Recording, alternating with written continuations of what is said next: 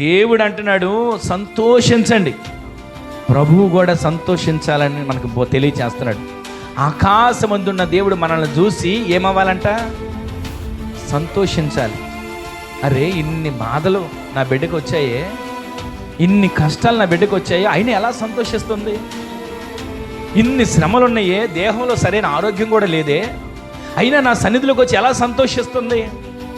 ఇంటి నిండా సమస్యలే ఉన్నాయే, అయినా నా సన్నిధిలోకి వచ్చి ఎలా సంతోషిస్తుంది అని ప్రభు మనల్ని చూసి సంతోషపడతాడంట. నా బిడ్డలు నన్ను విడిచిపెట్టలేదే, నా బిడ్డలు నన్ను మర్చిపోలేదే. ఆయన ఎదుర్కొనే మనలో ఈ లక్షణం ఉండాలి. గట్టిగా ఆమె చెప్పండి. రాజుగా ఆయన వస్తున్నప్పుడు ఆయన ఎదుర్కోవాలి. ఎదుర్కొనే ఉసూరమంట వెళ్ళి, అయ్యా వచ్చావా, నీకు దండం, నేను వెళ్తున్నాను దాడి అని చెప్పి వెళ్ళడం కాదు. ఆయన ఎదుర్కోవడానికి వెళ్ళిన బహుగా సంతోషిస్తూ ఆయన్ని ఎదుర్కొనే వారిగా మనము మార్చబడదుము గాక. జకర్యా గ్రంథంలో మనం చదివాం కదా, సియోను నివాసులారా బహుగా ఈ రోజు నుంచి మీ నోట అధికమైన సంతోషము కలుగునుగాక, మీ నోట అధికమైన ఉల్లాసము కలుగునుగాక.